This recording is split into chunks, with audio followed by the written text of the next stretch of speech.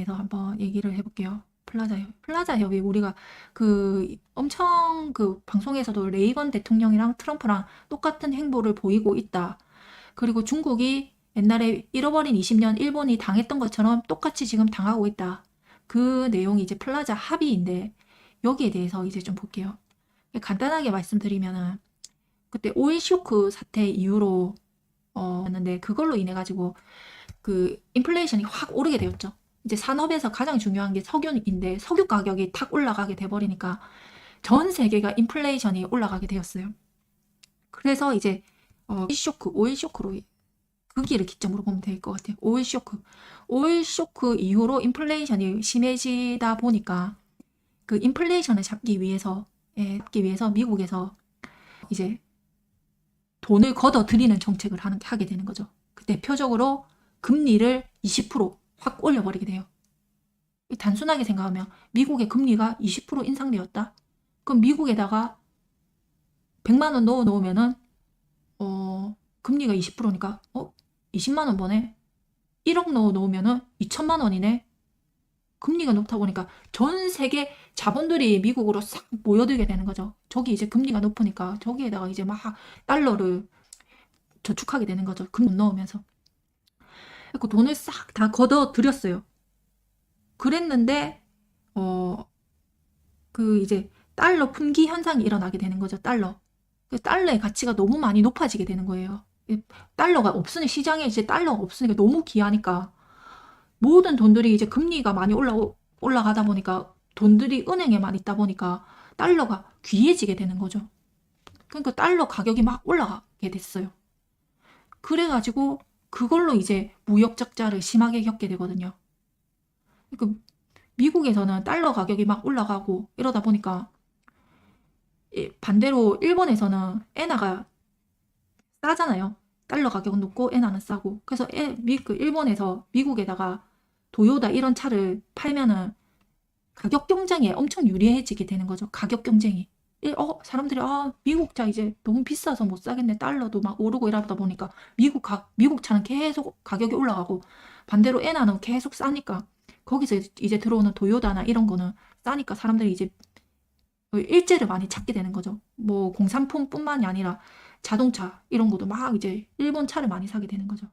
그러면서 일본이 막 호황을 누리고 있었는데 거기에 우리 미국을 통해 가지고 우리 무역 적자를 가장 많이 일으키는 나라가 어디냐?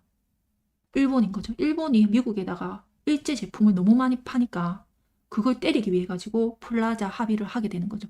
똑같이 지금 중국도 뭐 메이드 인 차이나 해갖고 미국에다가 막 퍼나르고 있잖아요. 그래서 지금 트럼프가 때리는 것처럼 미국도 옛날에 레이건 대통령도 일제 제품, 특히나 자동차 쪽 거기를 이제 장악하다 보니까 미국에서 가장 잘하는 게 자동차, GM, 포드, 그 다음에 크레슬러. 이게 100년 기업이었는데 한순간에 그때 이제 금리가 올라가게 되면서 일본이 이득을 보게 되면서 무너지게 된 거죠. 그 내용을 잠깐 보도록 하겠습니다. 그래가지고 그때 하도 일제 제품을 많이 사니까 미국에서도 똑같이 지금이랑 똑같이 바이 어메리칸, 미국 거 사라고, 국산 거 사라고, 미국 국산 거 사라는 이런 운동이 일어났었대요. Buy American이라고 미국산 사시오. 그때 약간 신토부리 캠페인 시작했어요. 이렇게 했다라고 합니다. 그래, 이거 잠깐 볼게요. 미국 제조업에서 어려움을 겪었다. 가장 이제 산업 중에서 돈을 많이 벌 수 있는 분야가 자동차다 보니까 자동차고 자동차에서도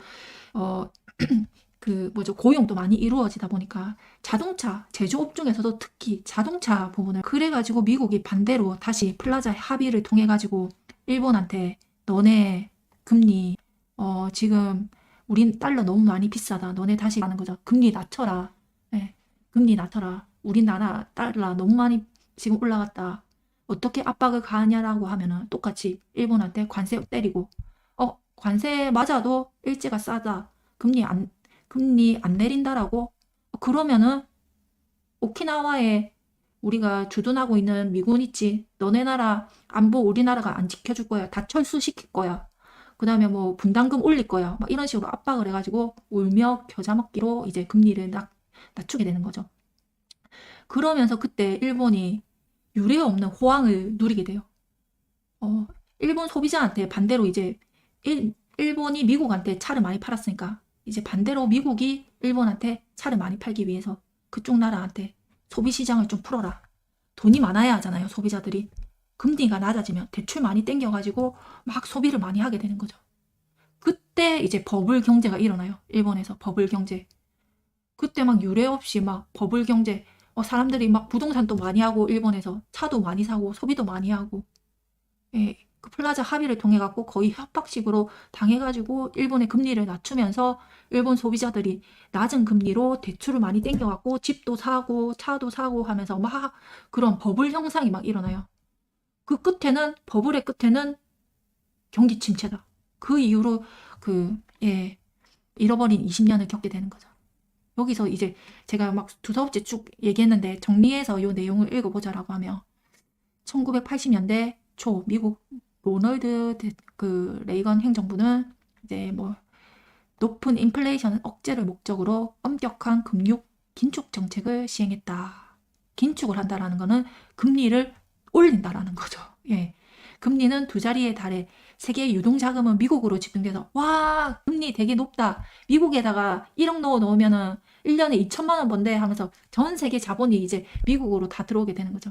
달러의 가치가 올라갔으면 다 돈이 은행에다 다 들어가니까 시중에 돌아다니는 돈이 없어요. 달러가 없어요. 그러면 이제 달러가 하여튼 뭐 그래가지고 이제 미국의 수출 감소와 수입 확대가 불균형이 이루어졌다.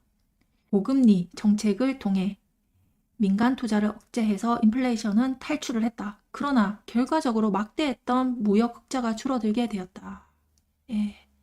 그 이후에 인플레이션이 진정됨에 따라 금융 완화 논의가 진행되었다. 이는 경기 회복, 무역 적자 심화를 막기 위해서다. 스태그플레이션 위기를 막았지만 금리 인상은 미국 달러의 가치를 높여서 세계 시장에서 미국 산업계, 특히 여기도 나와 있죠. 예. 여기도 이제 자동차 업계의 경쟁력을 약화시켰다. 당시 미국은 대외 무역 수지 불균형 안으로 재정 적자에 시달리고 있었다. 지금 똑같죠. 거기에 이제 우리가 무역 적자를 보는데 반대로 우리 무역 적자로 이득을 보는 나라가 어디냐 보니까 일본이었다. 일본 자동차로 말미암아 일자리를 잃은 미국 노동자들이 일본 차량을 부수며 시위를 하기도 하였다. 이것이 레이건 정부의 유명한 쌍둥이 적자이다. 예. 요 내용을 자동차 관련 내용을 한번 보도록 하겠습니다. 결국 달러 가격이 올라서 미국 제조업은 수출에 어려움을 겪습니다. 대표적으로 포드, 크라이슬러가 100년 성세를 끝으로 쇠락의 길을 겪게 되죠. 이 달러 가격 폭등으로 인한 기회를 바로 일본이 잡습니다. 상대적으로 저렴해진 엔화를 바탕으로 저렴한 차를 수출합니다. 도요타, 혼다가 잘 나가기 시작한 때가 바로 이때입니다. 미국은 포드, 크라이슬러를 살리기 위해 다시 금리를 내려야겠다고 생각하죠. 그런데 그게 어디 말처럼 쉽나? 금리를 다시 내리면 물가가 다시 오를 테니까 남은 방법은 하나. 우리는 전조국이다! 미국은 뉴욕 플라자 호텔로 조용히 일본을 부릅니다. 야 일본, 니네 그동안 우리 위기 틈타서 많이 해먹었지? 야 이제 니네 엔화 가치 올려라. 이제 우리도 수출 좀 해야지.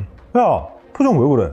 오키나와에 우리 미군 기지 있는 거 잊었어? 강자에겐 한없이 기어왔던 일본은 이번에도 납작 엎드립니다. 그런데 이후 아이러니하게도 예, 요렇게 됩니다.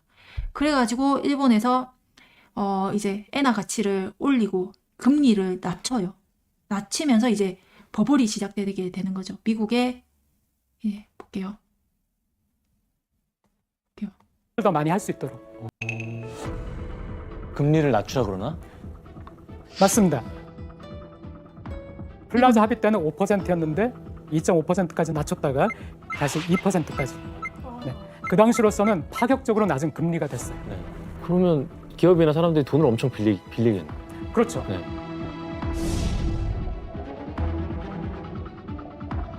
Japan, too, could help right the imbalance in the world economy by righting the imbalance in its own economy. It's time for Japan to let free the pent-up consumer demand in their nation. 교수님, 이번에는 미국의 계획이 딱 들어맞았나요? 이번엔 드디어 미국의 바람대로 미국의 무역 적자도 줄기 시작했습니다. 그런데 이 협약으로 이득을 본 것은 미국뿐만이 아닙니다. 낮은 금리로 시장에 어마어마하게 돈이 풀리면서 일본 경제도 유례없는 활기를 띠게 된 거예요. 대호황이구나. 시중에 돈이 많아지니까. 결국 잃어버린 20년을 예고하는 버블 경제 시대가 이때 열리게 됩니다.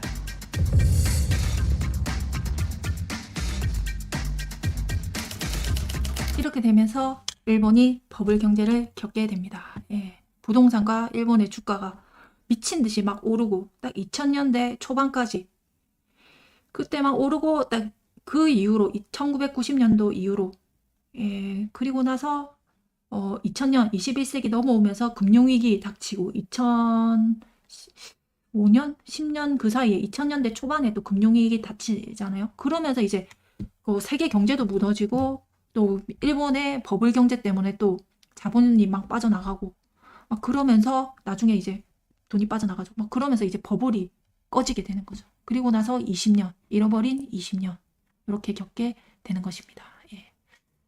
그래서 여기서도 보면은 자동차 얘기를 해요. 미국 산업계에서 자동차. 이 자동차 뭐 물건을 무역 거래에서 가장 크게 돈을 벌 수 있는 게 자동차인 것 같아요. 자동차. 예, 자동차.